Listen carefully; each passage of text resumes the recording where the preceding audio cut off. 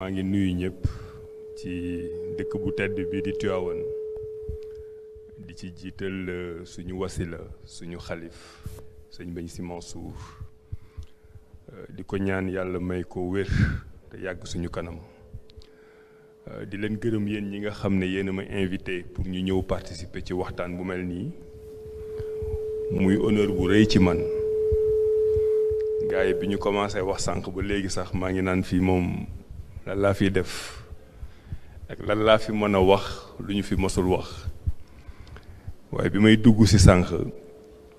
dama jaar sama kër benn xarit sama sëriñ muy Moustapha mu Al Amin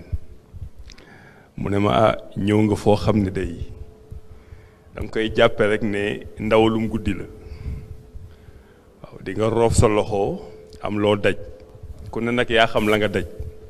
ku nekk na nga jàpp ne la nga daj mooy li gën ci ndawal li mu ne ma nag bul xeeb la nga fay wax lu mu bon bon dina am benn nit boo xam ne mën na ci jariñu donc sëñ Moustapha Al Amin moo ma ngemb pour ma ñëw mën a waxtaan fii tey ak yéen may nuyu bu baax Cheikh Tidiane di wax ne tey ñu ngi wax mystique gu travail ma ciy profiter pour rendre ko hommage fa am lu metti lu ko dal temps yee li tubaab di wax œuvre de tant de jours en un jour effacé liggéey ba defee ne tollu nga sa kaw yàlla ñëw def li gën waaye nga defaat tam li tubaab di wax remettre le métier à l'ouvrage donc tey conférence bi tey ci mystique du travail yow yaa ñu ko waroon defal parce que entrepreneur nga dund ci lu metti créer emploi yàlla def lu muy def nga am xol ak sañ-sañ ak volonté commencé waat te bu soobee yàlla di nga ci am ndam jërëjëf si may nuyu aussi sama grand frère wala sama oncle laa mën a wax docteur Kébé nga xam ne ku ma yàgg suivre la ku ma yàgg admirer ku ma yàgg jàng ci moom du nuyu ñi nga xam ne ñëpp ñu ngi fi bi may ñëw tam dama ànd ak délégation ay jeunes yu bari ñoo xam ni xam-xam bi ñuy wax fii tey daf leen amal njariñ ñu ñëw toog ci salle bi di am lu ñu ciy déglu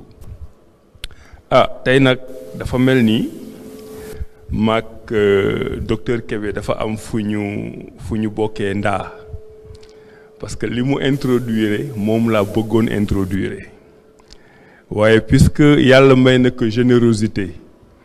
moom mu taxaw ci premier membre phrase bi mooy sabab lu leen daf ma tijjil buntu parce que man li may wax ci deuxième membre phrase bi la voilà bu leen sukkandiku foofu laay wax sama premier tour de parole parce que booy xoolaat sëñ Babacar Sy ñoom seen dund dafa maase ak dund colonisation loolu bu ñu amoon jot dinaa ci waxaat lu bari sëñ Mansour bi doon animé premier panel bi mu ngi koy fàttali ne entre 1890 ba 1910 mooy période bi nga xam ne moo gën a tar ci kilifa diine yi ci la déportation yi nekk ci la humiliation yi nekk ci lu nekk lépp nekk may fàttali ne période boobu boo koy jël sur le plan intellectuel mental conception instant boobu la tubaab bi di jël li nga xam ne moo nekk ci ñu yóor yi di ko génn pour def ci leneen même période boobu ci la suñuy maam yooyu mooy ñoom maam Alaaji Malick ak ñoom sëñ Babacar ci la ñuy fexe ba loolu nekk suñu biir yóor yi ñoom ñu koy gën a dëgëral ba nga xam ne tubaab bi dina am lu mu fa bàyyi te ñun bu ñu paree ñu gën ko ñoŋal mu doon suñu xalaatu bopp donc dafa am foofu deux processus asynchrones kii di tabax kii di toj te bu ñu ñëwaatee ci histoire du Sénégal dinañ gis ne foofu la lépp joué woo parce que thème bi défi contemporain la li nga xam ne moom la ñuy dund tey ci Sénégal lépp mu ngi jógee ci li tubaab bi yàq ci période boobu ak li ñoom maam Babacar Sy tabax ci période boobu loolu moo tax tey ñoom Abdourahmane ñoom Cheikh Tidiane ñoom docteur Kébé mën a toog nekk li ñu nekk di wax am lu ñu jële ci tubaab bi am lu ñu jële ci naar bi am lu ñu boomal suñu bopp ñun africains yi nga xam ne fii la ñu cosaanoo deuxième membre phrase bi nga xam ne ci laay sukkandiku mooy bu leen sukkandiku justement sabab lu leen bu leen sukkandiku analyse bi mu ci def elle est très pertinente jàng naa ci lu bari mais man côté bi ma koy def sama angle d'attaque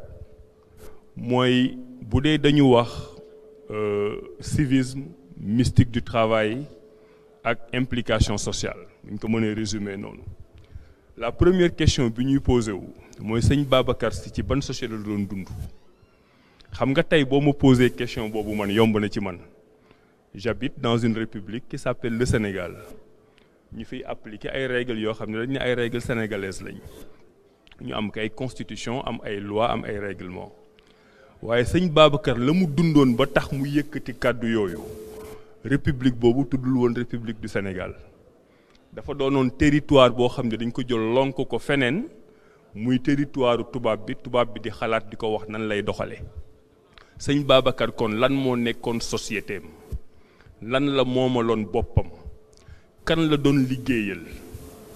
man damay ramener ce discours way boobu ñu wax sànq dama koy ramener à la trame de nos indépendances ak ni ñu def ñun conquête bi ñu def ba moom suñu bopp parce que ñun tey lu ñu dund rek mu metti par rapport à l'extérieur ñoom dund nañ lu ko gën a metti parce que ñoom dañ doon boole crise économique crise sociale ak même crise de yow yaay kan parce que bu boobaa nekkoo sénégalais nekkoo naar nekkoo tubaab français ba ñu wax ne moom nga doon français au rabais lay doon te même làkk ba ñuy wax waxoo ko donc loolu bu ñu ko bëggee indi tey ci défi contemporain dafa mel ni sëñ Babacar daf ñuy rappeler lu am solo mooy tant que jëluñu suñu yoonu bopp ci xalaat Sénégal mënul nekk Sénégal ba mu ko waxee yàgg na ñun ñii dañu bokk ci génération bi ñuy wax naan xale yi judd ci gannaaw mbay bëgg mbay te fekkewuñu mbay ñun ci génération boobu lañ bokk waaye tey waxu mbay boobu mooy suñu bréviaire pour xam kan la ñu war a mën a nekk ak nan lañ ko war a mën a nekkee te bëgguma sévère mais dafa mel ni nag dañu xaw a échec parce que ba léegi ñu ngi jafandu ba léegi demewuñu suñu xalaat ba léegi bayuñu dunde ba léegi moomuñu suñu bopp kon ñoom sëñ Babacar ak ña mel ni moom la ñu jiwoon anamu ak ñun ban héritage lañ ci def te la muy wax ci woy boobu boo demee ba ci biir mooy li xew tey ci actualité ñu ne Ukraine mu ngi guerre ak Russie ñu ne la yow sénégalais bi loo ci xalaat teg pistolet ci sa bopp ne la da nga war a choisir lan moo tax nga war a choisir ci loo xam ne amoo ci intérêt te sa yoon nekku ci moo tax ñun dañuy politique man ci ñi dàq critiquer président Macky Sall ci laa bokk waaye jàpp naa ne décision bi ñu jël ci abstention ne faraluñu Russie faraluñu Ukraine ci décision diplomatique yi ëpp doole ci Sénégal ji mës a jël ci la bokk parce que ñu ngi commencé gis ne ñun ak lu mën a xew ci àdduna bi dañuy war a tracer suñu yoon donc waruñu jokkandu ci keneen waruñu demee ci xalaatu keneen donc man docteur Kébé approche boobu laa am ci way boobu ma jàpp nag ne suñu génération ba léegi am na bataille boo xam ne ñu ngi ko war a mëne te ñu ngi ko jële ci jàngat boobu tax waruñu woon sukkandiku parce que ñoom ba ñu xeexee ak ña ci topp ba am indépendance ñun ba ñu ñëwee dañu waroon demale suñu xam-xamu bopp. damay rassuré wu parce que gis naa ne am na benn conscience bu nekk ci Sénégal buñ ci xuusee fii ak ay at bu soobee yàlla dinañ moomaat suñu bopp ci lu bari li docteur Kébé wax sànq ne moom la sëñ Babacar théorisé ci nit ku ñuul boo ko doon résumé tey ci suñu relation ak tubaab bi wala même ak naar bi ñenn ñi dañu nekk dans l'amour de soi ñun ñu nekk dans la haine de soi malheureusement nit ku ñuul dafa nekk dans la haine de soi ñu tàggat ñu ci loolu yar ñu ci loolu ba comme li Cheikh Anta Diop doon wax la vérité sonne toujours blanche am na loo xam ne tey man bu ma ko waxee wala docteur Kébé wax ko gars yi dinañ dem Google ñu xoolaat téere yi est-ce que gars yi juumuñu waaye bu ko tubaab bu gën a ndaw waxee ci nit ñu yare ak nit ñu mooñee dañuy jàpp ne tubaab ba la mu wax moo am dëgg loolu nag mënoon na nekk une vérité 1960 ba 1970 nga xam ne ñu ngi door a am indépendance waaye bu dee dindiwuñu ko ba léegi suñu faute la tey ci ban école u Sénégal la ñuy jàngalee sëñ Babacar Sy wala El Hadj Malick Sy wala Cheikh Ahmadou Bamba wala même Cheikh Anta Diop ci ban école li ñuy woowee les curricula maternelle ba doctorat bi nga xam ne mooy diplôme bi gën a élevé ñooñu ma fi tudd sànq amu ci benn livre amu ci benn cahier amu ci benn maître buy taxaw di jàngale ci classe am di fa jàngalee loolu. damay faral di rappeler ne tubaab bu ndaw bi wala naar bu ndaw bi ca lañ leen di jàngal seen réew dañu leen di jàngal histoire positive seen maam la mu tàmm def ci lu baax ba jàpp ne ñoom seen peuple war nañu mën a dominer àdduna noonu la ñuy màggee ñu mooñe leen noonu ba ku ñu gis sax defe ne ñoom ñoo la gën ñun ay histoire échec lañ ñuy jàngal boo xoolee même suñu programme officiel u école ay histoire échec lañ ñuy jàngal ba Lat Joor daanoo déxale ba keneen demee dans les falaises de Bandiagara même résistance pacifique bi nga xam ne ñoom sëñ Babacar Sy ñoom El Hadj Malick ak ñeneen ci lañ am ay succès boo xoolee su suñu cahier leçon benn phrase la ciy doon donc kenn nàmpalatuñu pour ñu gëm suñu bopp moo tax boo nekkee sénégalais nga nekk africain dans un monde contemporain boo deful ndànk yow sa bopp da ngay gëm ne ñeneen ñi ñoo la gën te boo gëmee ne ñeneen ñi ñoo la gën mënoo am rôle bu am importance ci biir àdduna bi donc dañu am un problème avec notre récit national tey man dama am élève buy def terminal bu may xool histoire terminal bi déjà sama yaram dafay daw parce que man yaa 30 ans ba may def bac loolu laa jàngoon changé wul ba léegi mais ba léegi lañ la ciy jàngal histoire jàmbur ñaari tubaab yu daje am problème di xeex sa Berlin ñu ne ñu guerre boobu c'est mondial suñu maam yi fa dem te yéen ngeen dund ci parce que am na ñu bokk ci famille bi ñu fa rot bu ñu demee ba gagné ba yegg Paris dañuy def li ñuy woowee la blanchisation des troupes maanaam noir yi nga xam ne ñoo xeex ba gagné allemand yi bu ñu demee bay bëgg a yegg si Paris di défiler pour wane ne armée française gagné na dañuy jël nit ñu ñuul ñu teg leen ci gannaaw jël nit ñu weex li teg leen ci kanam ne nit ñu weex ñii kat ñoom ñoo xeex ba libérer France yooyu dafa baax ñu koy fàttali suñuy doom man mii dund naa ci côté entrepreneuriat loo xam ni moo tax kenn mënul wax toujours ne faute tubaab bi la suñu faute la ñun ñoo war a xam suñu bopp man jóge naa Genève à l'époque indi projet Sénégal ñëw def fi 2 semaines bureau bu nekk ma dugg fa bu may wax kenn du ma fullaal kenn du ma faydaal ci sama projet ma dellu Genève ànd ak koo xam ne sama employé la man lay liggéeyal waaye borom der bu weex la ma jël projet bi fayal ko mu ñëw Sénégal bureau ya ma duggoon yëpp faalewuñu ma moom fu mu dugg ñu ne ko waaw moom moo doxal projet bi te man lay liggéeyal ça veut dire que ñun suñu bopp jàpp nañ ne bu dee tubaab moo ñëw taxaw ak projet ak xam-xamam dañ koy jàpp waaye ñun suñu biir gëmuñu suñu bopp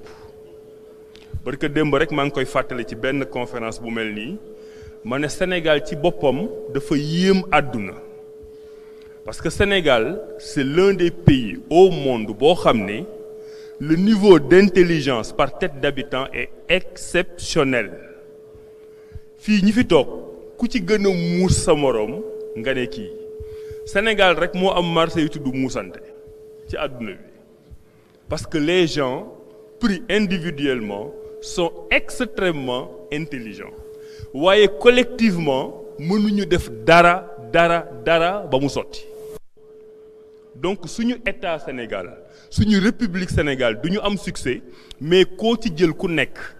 moom mën na am succès boppam loolu nag mooy ñëw tontu ci question bi nga wax nan la ñu mooñe suñu république nan la ñu mooñe suñu Sénégal man de li ma gëm Abdourahmane mooy Sénégal bii ñuy woowe Sénégal ñun ñu nekk ci di ci dund du suñu Sénégal ñun ba ñu xalaatal suñu bopp du Sénégal bu Alaaji Malick du Sénégal bu sëñ Babacar Sy du sama Sénégal man maa ngi koy wax sànq ma ñëwaat dafa am lu bari ci ñun loo xam ne ci naar bi la jóge lu ñu fi critiquer intellectuel tubaab bi rek mën nañ ko critiquer intellectuelu arabe bi man dama gëm ne mën nga nekk jullit bu wér te doo naarlu dama ko gëm mën nga nekk chrétien bu wér te doo tubaab nga nekk sénégalais nekk africain am sa gëm-gëm ba pare doxale ko yow ni nga ko xalaate ñun foofu la ñu xaw a échoué ñun ñëpp man dam bu may wax tubaab maa ngi làkki keneen buy wax mu xaddama ko parce que da nga jàpp ne sa référence mooy naar bi wala sa référence mooy tubaab bi alors que sa référence mooy suñuy maam mooy ñoom Alaaji Malick mooy ñoom Sëñ Babacar Si loolu mooy suñu histoire boobu nag assumé wuñu ko li nga wax sànq ci métier yi saa yu ñu ko fàttalee am ñu taf seen gémmiñ Sénégal 17 millions lañ tey sur les 17 millions am nga presque 10 millions yu actifs mooy ñoo xam ne toll nañ ci liggéeyi wuti dépense ça veut dire que ñooñu weer bu ne war na am lu ñu teg seen loxo pour ñu yor seen kër au moins 10 millions ci 10 millions yooyu 140 000 waxuma 1 million 400 140 000 ñoo ciy liggéeyal état 140 000 fonctionnaires ak agents de l'état xoolal pourcentage bi boo génnee état nga dem ci secteur privé ñi di liggéey ñu leen di fay salaire à la fin du mois 300 000 ñi di jot salaire à la fin du mois sur les 17 millions de Sénégalais ak les 10 millions d'actifs matuñu 500 000 personnes ci Sénégal li ma lay wax ni c'est les statistiques officielles de l'État du Sénégal léegi nan nga mën a créer gouvernement am ministère de l'économie am ministère du budget am ministère des finances am ministère de l'agriculture am 40 ministères yooyu di liggéeyal loo xam ne matuñu 5% de ta population sa bopp ngay nax toujours ma ne ministre de l'économie vous ne travaillez pas pour l'économie sénégalaise vous travaillez pour une toute petite élite sénégalaise parce que ceux qui font les richesses nekk Sandaga nekk marché Tivaouane nekk Touba nekk feneen di créer richesse xamoo seen chiffre d'affaires xamoo lu ñuy jaay xamoo lu ñuy jënd xamoo lu ñuy dundale seen njaboot boo demee assemblée nationale def sa discours def sa budget calculer woo leen liggéeyoo pour ñoom ñooy liggéey pour yow te xamoo ne ñoom ñu ngi liggéey pour yow donc on a une république totalement déconnectée des réalités sur le plan économique sur le plan social et sur le plan de l'intelligentsia doomu daara yi ma tëj ci foofu balaa ma lay joxaat kàddu tey ku fi jàng tuuti français bariwuñu da nga jox sa bopp ay droit état fekk la ci ay droit waaye état dafa jël ki nga xam ne dafay bind jëmale càmmoñ jox ko droit yu mu joxul ki di bind jëmale ndeyjoor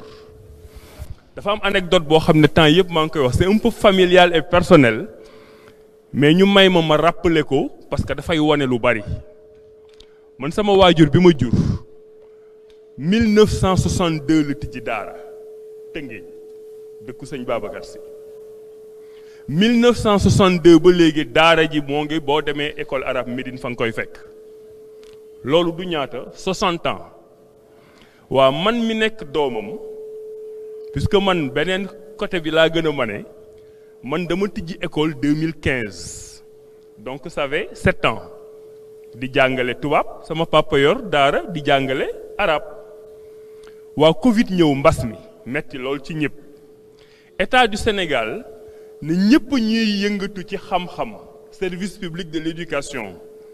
dañu jàpp ne mbas mi dafa leen laal il faut que état Sénégal jàppale leen man de sama école bi juddu 2015 ñu fay jàngale français woo nañ ma jox ma benn chèque ne ma lii kat bariwul nag waaye ñu ne ma puisque da nga am école boo xam ne état da ko reconnaître ñoo la jox lii pour dimbalee la ko pour ci école bi nga tijji ma ne sama papa yow sa daara ji am 1962 ba léegi ay junniy nit jóge ci ñu jàngal leen alxuraan jàngal leen xam-xam ci loo xam ne état moo ko waroon def mu nekk une mission régalienne de service public est-ce que yow woo nañ la jox la chèque exemple boobu dafa wane ne état fa mu teg njàngum tubaab tegu fa kuy jàng leneen te foofu lay terminer gis nga langue du langue mooy déterminer ku intelligent ak ku intelligent wul langue véhicule rek la xam-xam bi nga xam ko ci arabe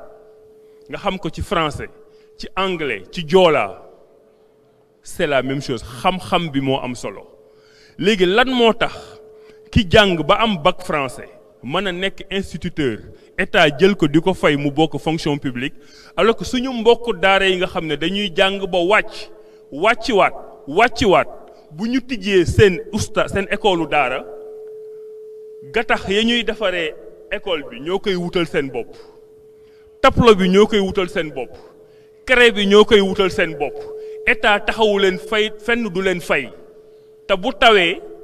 mbaar ma daanu état du leen dédommagé te pourtant ils sont dans le service public de l'éducation boo xam ne état moo ko waroon doxal donc tant que réfléchir ñu sëñ Cheikh ba tëggaat suñu réew ci ni nga xam ne noonu la ko ñoom sëñ Babacar ak ñeneen xalaate ñun noonu lañ ko xalaate bañ a nekk tubaab bañ a nekk naar mais bañ a nekk ay africain suñu bopp la ñuy nax mais yoon bi ñu jël du ñu yóbbu ci développement. man day ma conviction mooy que sénégalais yi ñu bëgg Sénégal lañ mais sénégalais yi dañu leen wonul yoon ba tax ñu mën a wane ni ñu bëggee Sénégal tey ñu ngi wax ci sëñ Babacar Sy waaye waajuram bu baax ba dafa am lu ma jàng ci moom loo xam ne ca na mu ko waxee na la feeñalee ñaari solution ci ñaari problème yoo xam ne tey ci li tax Sénégal jëmul kanam la bokk maam Alaaji Malick boo ko daan li may wax ni yéen ma gën a xam waaye boo ko masaan présenté yàpp bi walla soow bi la mu ciy gis mooy est-ce que gàtt ga ñu rey ba présenté ko yàpp bi walla soow bi est-ce que ruurul ci toolu jàmbur kooku mu ngi bañ mu ngi bañ corruption du ma tudd kenn nag mais bari na suñu njiit yoo xam ne dañoo baril bari na suñu njiit yoo xam ne dañu yàgg jël lu askan yépp ñu ne ko tungaañ ñoom kese bàyyi ñu ngi nekk jafe-jafe donc jàng loolu maam Alaaji Malick jàngale fondement d'un état la maandu bañ a lekk loo xam ne du sa alal lekk loo xam ne dafa lew li nga xam ne askan bi yëpp ñoo ko moom nga bokk ko ak ñoom waaye ba muy daaneel ci loolu bañ a lekk yàpp ba ak soow ba lu mu ci teg pour man c'est un viatique la mooy laaxum Dakar ma laaxum Dakar ba tam dañ ci mën a jàng lu bari sëñ Cheikh bay dunde autosuffisance alimentaire souveraineté alimentaire waa mani est-ce que sénégalais yi sama mbokku fayeen yi nga xam ne pour ñoom lu dul ceeb du lekk il faut ñu leen di fàttali ne ceeb bi nga xam ne ci lu yàggul lool dem nañ au niveau international ñu sargal ci Sénégal ne patrimoine mondial de l'UNESCO la ñu leen di fàttali ne ceeb du suñu choix alimentaire du ñun sénégalais ñoo tànn ceeb ne moom la ñuy dundee loolu itam beneen tubaab moo ñu ko dem am beneen colonie di fa bay ceeb la muy bay foofu ëpp ba nar a des ci ay loxoom mu ne xaaral ma yóbbu ko ci sama beneen colonie bi tudd Sénégal ndax ñoom ñuy lekk ceeb waaye ñun lañu moom mooy laaxum Dakar ma est-ce que bu ñu jëloon suñuy effort concentré ko ci laaxum Dakar tey dinañ nekk dëkk boo xam ne les américains bi doon wax Sénégal you are a nation of beggars c'est-à-dire que yow dëkk leen da ngeen doon dëkk boo xam ne ay dëkku mànjaa ngeen ay dëkku yalwaankat ngeen parce que nag bu ñu nekkee suñu biir bu ñu neexee ñu ngandalu mais ñeneen ñu noonu lañ ñuy gisee est-ce que viatique gu laaxum Dakar ba est-ce que doyul politique agricole du Sénégal est-ce que doyul amour de soi boobu ñuy wax est-ce que doyul gëm sa bopp boobu ñuy wax mais puisque ñun dañu bàyyi lépp li nga xam ne ñu ñoo ko moom dem jéggaani ci solu bi ci lekk bi ci taxaw ci népp taxawaay bi moo tax da nga am impression que civisme boobu des fois dafay manqué ci la ñuy jànge école tam complexe boobu dafa dañul parce que ba léegi nii en 2022 le sénégalais moyen marque bi jóge étranger moo koy gënal marque bi nga xam ne moom lañ defaree Sénégal dañ ñu ko mooñe waaye 60 ans c'était suffisant pour que loolu ñu dindi ko suñu bopp mais nag loolu responsabilité état la parce que état mën naa wax ne mooy décider lu ñuy lekk état bu ko neexoon tey dina jël politique commerciale boo xam ne dans quelques mois sénégalais yi dugub la ñuy lekk état mën na loolu état la ñuy jàngale ci école bi ba tax ñuy mooñ citoyen bi mu war a nekk civique état moo koy jàngal démb rek laa jógee Genève parc boo dox dañ ciy bind parc boo dugg nag biir Suisse dañ ciy bind ce parc est sous la sauvegarde des citoyens maanaam parc bi yéen askan bi yéen a ko moom yéen a ko war a sauvegarder ñoŋal ko loolu mooy seen culture ñun lan mooy suñu culture puisque ñun dëkk bi ñoom sëñ Babacar màgge ak ñun dëkk bi ñu màgge tubaab moo ko mooñ résistance bi ngay def ci tubaab dafa tax ba lépp loo xam ne ñëpp ñoo ko bokk nga ne buur moo ko moom loolu mooy mbedd mi mbeddum buur la moo tax loo xool suñu dëkk yi li nit ñi moomal seen bopp individuellement moo gën a baax li nga xam ne nit ñi ñoo ko bokk collectivement parce que li nit ñi bokk collectivement à la base état tubaab moo ko fi teg te c'était une forme de résistance pacifique de dire que li fi tubaab bi teg ñëpp bokk ko duma ci boole sama bopp ba tey quartier bii ñuy wax ne moo gën a rafet gën a riche ci Sénégal Almadi kër goo ci dugg dafa rafet dafa set dafa ñoŋ dafa mel na mu war a mel waaye bul xool mbedd ba parce que mbedd ba ñëpp ko bokk kenn du ko toppatoo culture boobu la tubaab bi def suñu biir bàyyi ñëw ñoom fi may tëjee mooy fa nga commencé woon docteur Kébé bi ngay wax ci co-implication bi nga xam ne moom la sëñ Babacar théorisé man day